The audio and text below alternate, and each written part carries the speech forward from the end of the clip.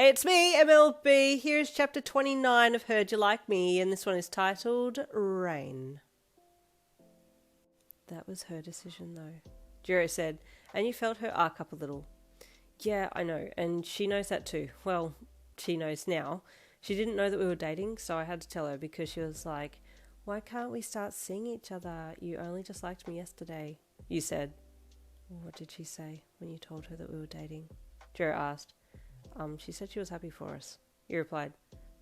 Okay, well, that's it then, isn't it? Jiro said. We're dating, and she just has to accept that. Well, yeah, you said in a slightly defeated tone. Jiro watched you. Why did you look sad? Do you not want to be with me now that you know that you have a shot with Momo? You've had a crush on her for a while, she said to you in her mind. You looked from the ground in front of you to her. No. I definitely want to be with you. I promise. It's just, I don't know, it's just kind of awkward now. You replied honestly. I just feel Momo's eyes on me and I'm kind of in the crosshairs now. So? Jiro asked. Yeah, you're right. You replied, not wanting to anger her or upset her. It was you that got yourself into this mess in the first place. Jiro sighed. Well, I don't like that you're sharing a room with her. Especially now that I know that she's changed her mind and wants you, she said. Yeah, I get that. You replied. Move into my room, Jiro said. Or is there a spare room? I don't know. You shrugged, looking down at the ground. I don't want to move out of Momo's room though. I like being in there with her. I've known her for so long, and it would really upset her if I moved out, especially now with all this going on. You thought. Jiro sensed your silence, but she herself had so much on her own plate now that she didn't want to deal with what you were feeling as well. I'm going to go and keep patrolling, she said suddenly, stepping out from the alleyway. Yeah, okay, you said, going to follow her. Can you take the next street over? She asked. I just need to be alone right now. Her comment stung, but you understood. She needed to digest what you had said, and she couldn't do it with you present. Okay, you said in a defeated tone, turning away from her and heading across into the next street while she patrolled to the end of the one that she was on. You pushed your hands into your pockets as you walked, your heart feeling so heavy that you couldn't even lift your eyes up. You knew that you were supposed to be actively keeping an eye out for anyone needing your help, but you just didn't have it in you right then. You were hurt, and you knew Jiro was hurt, and then the other person in this equation was Momo, and she was also hurt. It was a trifecta of hurt. You kicked at a small rock on the sidewalk as you walked, wondering what to do. I really don't know what to do now, and I don't know how to make it up to Jiro either. I'm a really sucky girlfriend, you thought. Jiro, on her own now, let a few tears slip down her cheeks. I feel like crap, she thought. I feel betrayed. And talk about going from a high to hitting rock bottom. So uncool. She didn't even know where to start thinking either, but it just hurt to know that since Momo had now confessed to you, your and her relationship felt strained already. She knew she would be constantly worried about something happening between you and Momo if you stayed in the same room too. Also, if Yin did leave me and go with Momo, it would sting too because I've liked Momo for a long time too, so how come they get to be together? It's like the rug is about to get pulled out from under my feet, she thought.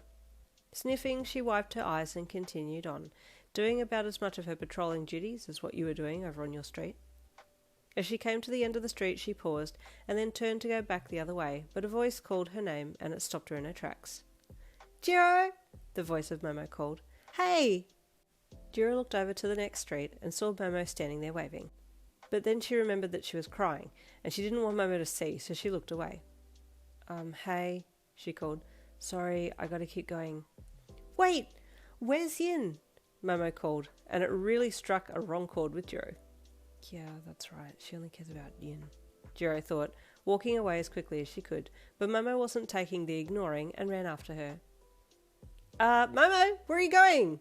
The voice of Mina called, who had been in the middle of helping someone, and then looked up just to see Momo run off after Jiro.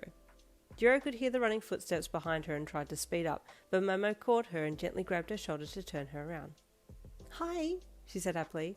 I was asking where Yin is, she asked, looking at Jiro and then looking around. When Jiro didn't answer her, Momo looked at her, and only then did she see that Jiro had been crying.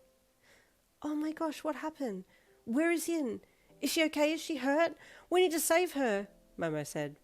No, it's not Yin. She's fine. I have to keep patrolling, Jiro said, trying to pull away from Momo. Wait, why are you crying? What's happened? Oh, please tell me, Momo begged. No, leave me alone, Jiro said, her bottom lip quivering. Oh dear, Momo said sadly as she let Jiro go and watched the shorter classmate run off. Oh, I do hope everything's okay. Where is Yin? Why isn't she with Jiro? Why is Jiro sad? Wait, did something happen between them? She suddenly thought. Hey, Mina called as she came running up to Momo. What happened? You just ran off. Something is wrong with Jiro and she's not with Yin. I don't know where Yin is, Momo said in a worried voice. Jiro was crying. That's not good, Mina thought, but decided that she needed to throw Momo off the scent, so tried to talk her around. It's okay. Just leave it be. If Yin doesn't show up at 1 p.m. for the fate thing, then we can start to worry. But I'm sure she's fine. But why was Jiro crying though? Oh, I do hope everything's okay, Momo fretted. Come on, let's finish our patrol and then we'll worry about that later, okay? Mina asked as she took Momo by the arm and tried to pull her away. It was hard going for you and Jiro for the rest of that patrol time. You kept apart and did an absolutely horrible job of your hero duties. It was basically you and her just wandering sadly up and down the streets. Then 1 p.m. rolled around and you checked your watch before turning around and heading back to the meeting point. Momo and Mina were already there when you came around the corner and Momo picked up the second that she saw you. Oh, Yin, you're okay, she said with relief. Yeah, why wouldn't I be? You asked. Oh, I just thought that something had happened, Momo said as she walked over to you while you approached her. Jiro was crying and she wasn't with you. Oh, yeah. No, I'm fine, you replied. Just leave that one with me. It's my fault, you said. Momo looked at you. Is it because of what happened last night? Did you tell Jiro about what I said? She asked you in her mind. You nodded. But, can we talk about this later? You asked in a low voice. Oh, yes, sorry, she said. Just then the hero turned up and greeted you, and then looked around. Where's Jiro? He asked. Yin, where is she? She was your patrol buddy. She's, coming, you replied. I hope, you added internally. You are to stay together at all times, he warned. She needed to go to the toilet, you lied. Around the corner. Oh, the hero replied. Okay, I see, he added. Thankfully, Jiro came around the corner then, and you sighed with relief. You had just started to think of what you would do if something had happened to her. You would be in even more trouble then. Sorry I'm late, Jiro said to the hero, ignoring you. When nature calls, he said diplomatically, and she gave him a quizzical look. Now, first off, there will be 3 floats for the parade segment of the fete. There are already food trucks lined up along the main road, but they are parked in the parking spots along the way, so they aren't in the way at the moment. There will be people buying from them as soon as the floats pass, so we need to deal with crowds, he said, turning to Momo. We will need your quirk again for that, he said.